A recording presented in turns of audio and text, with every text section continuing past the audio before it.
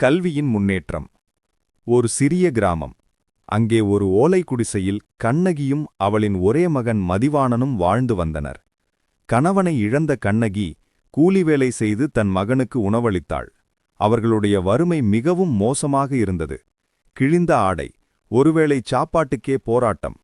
அவர்களை பார்த்த கிராம மக்கள், படிப்புக்கெல்லாம் காசு எங்கே இருக்கு?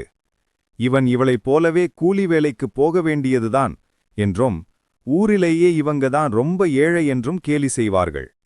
இந்த கேலிகளும் தாயின் கஷ்டமும் சிறுவன் மதிவாணனின் மனதில் ஆழப்பதிந்தது.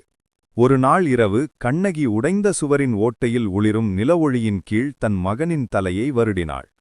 அம்மா, எல்லாரும் நம்மள கேலி செய்றாங்களே என்று மதிவாணன் கண்கலங்கினான். கண்ணகி அவனை அணைத்து, மகனே, இந்த ஏழ்மை நாம விரும்பி ஏத்துக்கிட்டதில்ல. ஆனா இத மாத்திர சக்தி உனக்கு மட்டும்தான் இருக்கு. அதுக்கு ஒரே வழிதான் இருக்கு. அதுதான் படிப்பு. இந்த புத்தகத்தில இருக்கிற அறிவு மட்டும்தான் நம்ம தலைவிதிய மாத்தும். மத்தவங்க பேசுறத காதுல வாங்காதே. படிப்புங்கிற ஆயுதத்தை கையில எடு. நீ படிச்சு பெரிய ஆளாகி இந்த ஊருக்கே வழிகாட்டியா வரணும் என்று ஆணித்தரமாக சொன்னாள். அன்றிலிருந்து மதிவாணன் தன்னுடைய குறிக்கோளை தீர்மானித்துக் கொண்டான்.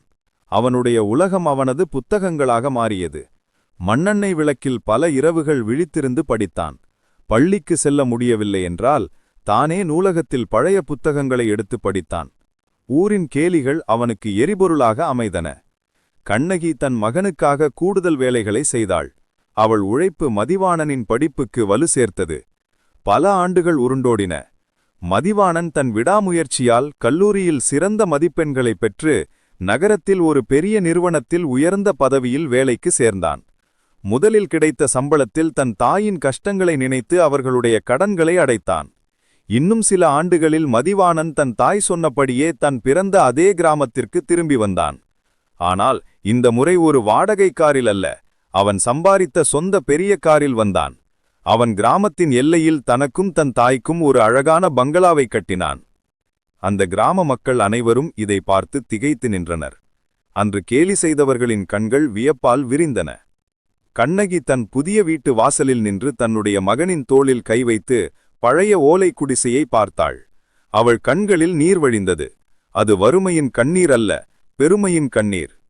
மகனே, நீ நிரூபிச்சிட்ட. வறுமையில் பிறந்தவர்கள் அதிலேயே மடிய வேண்டும் என்பதில்லை. படித்தால் முன்னேறலாம் என்பதை இந்த கிராமத்துக்கே நீ உணர்த்திவிட்டாய்.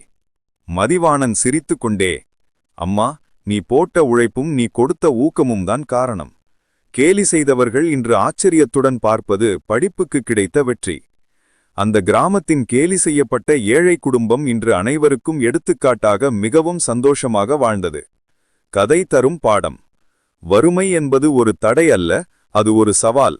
விடாமுயற்சியுடன் கூடிய கல்வியால் எந்த ஒரு சவாலையும் முறியெடுத்து உங்கள் வாழ்க்கையை ஒளியூட்ட முடியும்.